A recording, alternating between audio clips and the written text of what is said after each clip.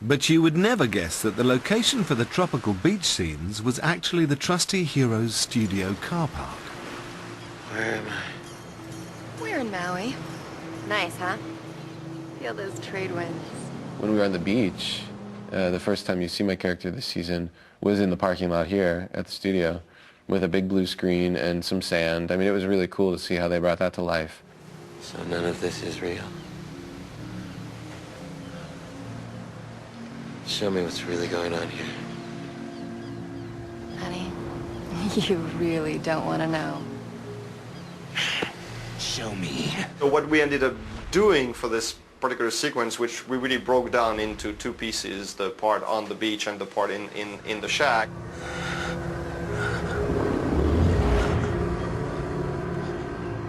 They had the shack built next door in a soundstage.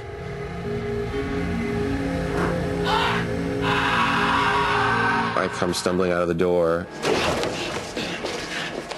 That door was so flimsy, it kept breaking. We had to keep, like, putting it back together after every take. I think the one that we used actually was the last take because the door completely obliterates. Get down, get down. And there was a lot of foliage for the inside of soundstage around, definitely, but not a jungle's worth. And there was a camera that was on a techno crane. And then the crane pulled back, and then they CGI'd the rest of it.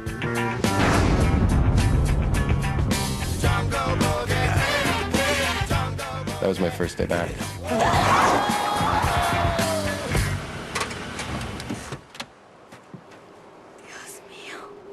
So why did it take so long for Sylar to scuttle back onto our screens? I think the reason why we didn't reintroduce Sylar into the story until episode 3 is so that the fans would think he really died. Dude looks dead. I'm almost hit by a car in the middle of nowhere that just happens to be going back to New York to see Suresh. It's perfect. But things are far from perfect for the now powerless Sylar. Peter and Sylar were both so powerful at the end of season 1 that on a purely practical level, it sort of led you to a land of just big, giant, cataclysmic special effects every week, which were sort of unfeasible for us practically, and also ultimately not that interesting because, as always, we're about character. He's totally freaked out that he doesn't have his powers. I can't make it move. That cup, I used to be able to make things move with my mind.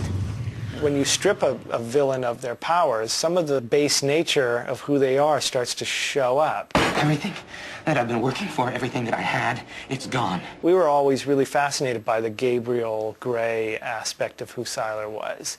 And we're going to get to kind of explore that. Now, clearly, he's on a quest to regain his former glory. And so that's what Volume 2 is, watching that slow march back to being Sylar. I don't even know your name. It's Gabriel. When he calls himself Gabriel in that episode, it's with a sort of deeply rooted disappointment. You know, he realizes that he's not who he was, who he became, who he wants to be. Gabriel Gray. Yeah, it's a sad moment for him. Like the angel. Yeah. Just like the angel.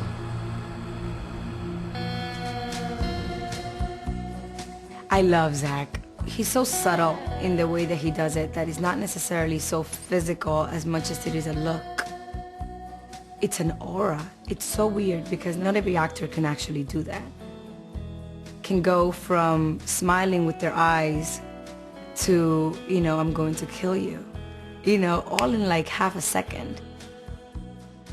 I try to be aware of that when I'm in scenes. I mean, that's just sort of another level, another sort of layer of this character's psychology. What a wicked game you play to make me feel this way. I think she's intrigued by him. Where are you going? Going home to America. New York. New York. This is where we're going. There's so much honesty in the way that he just stares at her. I know, Dr. Suresh. We're old friends. You and Dr. Suresh? You've helped me, now I can return the favor. I take you to him. I can help you find him. She looks to him for protection, guidance, and he takes advantage of that fully. We didn't mean to hurt anyone. Well, you can tell the police that because Derek is calling them right now. No, please, no. You cannot. ¿Qué? Derek está llamando a la policía.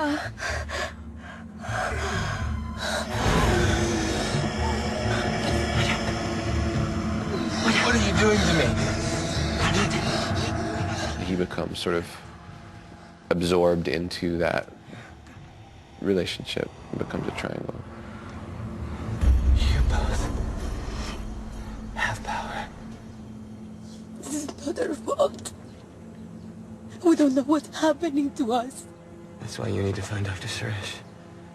Yes. He clearly found in both of them a chance to, it's a meal ticket, basically. It's a ride to where he wants to go to. Believe me, I understand what you're going through. To be held responsible for things that you didn't mean to do. Being hunted. I've helped Suresh with so many people like you. He'll know what to do. You know, they need him now because he knows and he has the power to ruin them. So he just turns it around for his own gain. Help the police.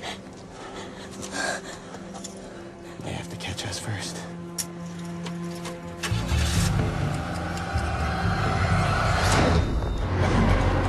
Next time, does Maya see through Siler's wicked game?